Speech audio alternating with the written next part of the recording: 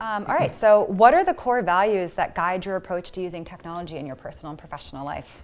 Well, as I just said in the Mad Libs, playfulness is one of the values that I think about.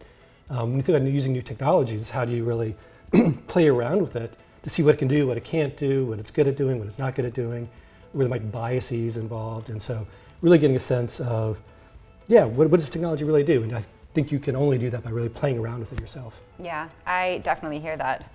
I think I really see that playfulness coming through now that I have 3 little kids and the way that they engage with technology. I feel like I've learned so much about my own technology because they've played with it in a new way and discovering the capabilities I didn't even know it had. So that's definitely a value I think that's lived out in my house, whether I like it or not. Right. It's always great when your kids can say, hey, did you know you could do this with your phone? Like, stop doing it that way. Here's a better way to do it. And it's so much faster. That's right.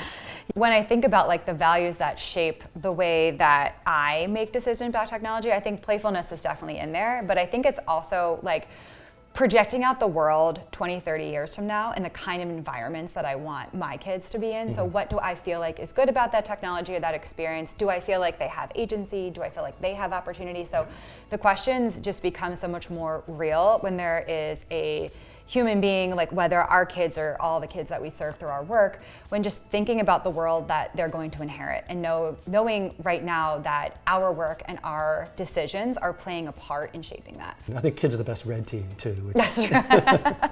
That's true. So what makes you feel more urgent than ever?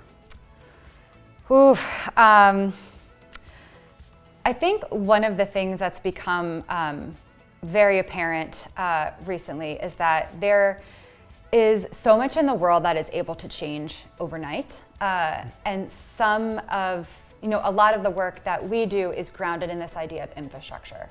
And infrastructure is something that is more enduring, that is supposed to last generations, is supposed to be public and inclusive and serve everybody. And so when I look across like our entire body of work, I try to think about like how do we create the infrastructure that will last and will serve more people no matter what happens.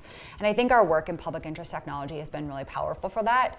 When we think about public interest tech, it's really about the plumbing of what makes our society work better. Like what matches the actual plumbing or the roads and the bridges and our social infrastructure, but how do we build that for the digital age in a way that just more people are able to access the services and opportunities and experiences and work that they need to live, thrive, to live meaningful lives and to thrive. Yeah, I think when you look across probably all of our grantees, there really is a desire to understand what's going on, particularly with artificial intelligence and generative AI at this moment. And it doesn't matter if you're working on education, ed tech tools, or thinking about the workplace, or thinking about infrastructure.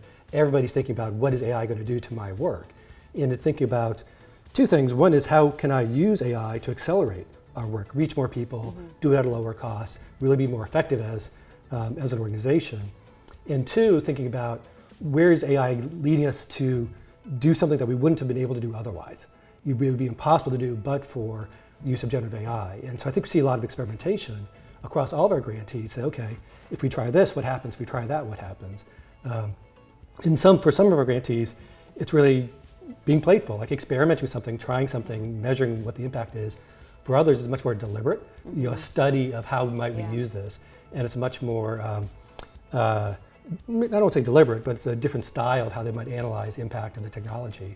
But everybody's taking a different approach. It's really great to see that. Yeah, I mean, I know that's something that's so intentional to our work and the portion of our work that you lead, which is like, what are the questions people are asking? How can we shape the direction of that research and that knowledge creation? So, I'd be, curious about, what are some of the big questions that like you and our research team, our research fellows have going into 2025? Yeah, there's so much to learn about, right? I mean, I think it's, as we think about our fellows, our research activities, it really is thinking about the full range of how we might think about these technologies, be it the impact on work or the impact on government policies, et cetera. So we have researchers at really great institutions who are really tackling a pretty wide range of topics. How effectively did we engage with our grantees this year?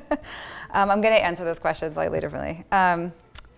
Yeah, so I think our work in external engagement is a little bit distinctive in the approach we take from some other foundations. So it's really thinking about, not just how we build and present ourselves as a brand, but how do we think about all of the long-term impact that we're trying to make. And so it's not just, while it's important to generate these sort of proof points, like if you put it online, it's one thing. If you try to get it in front of the right people at the right time to change their mind, to change the system is another thing. And so when we think about it, we look across sector, across systems, and try to think about how do we take what we've learned from our grantees and from our research and from our fellows and sum it up and put it in front of the right stakeholders that are allies and partners in the changes that we're trying to make.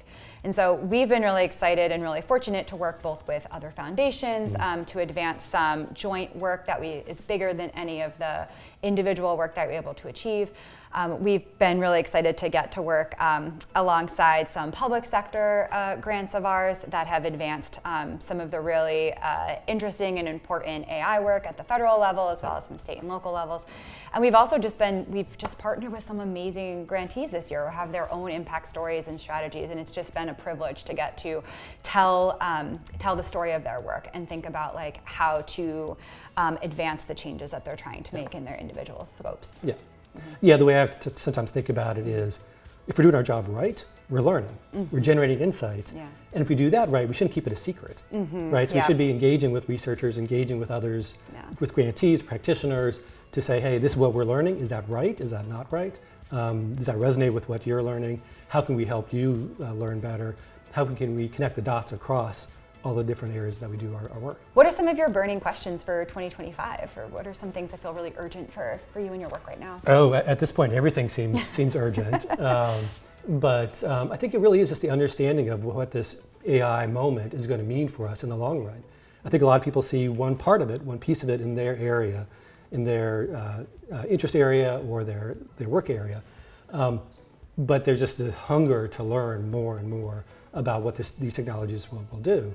And people, really interested to learn from, again, the more research-oriented work that people are doing, but also learning from people as they're experimenting, as they're playing, as they're deploying things and learning and iterating, learning in multiple different ways about how this AI and generative AI is going to be impacting people is something that I think everybody is learning, and that's, I think, a really urgent question. Both in the near term, but also looking out 3 to 5 years. Because just the changes we've seen in the last 3 to 5 years have been huge. So what's the next iteration going to look like? And think about what that forward-looking piece is, I think, really important.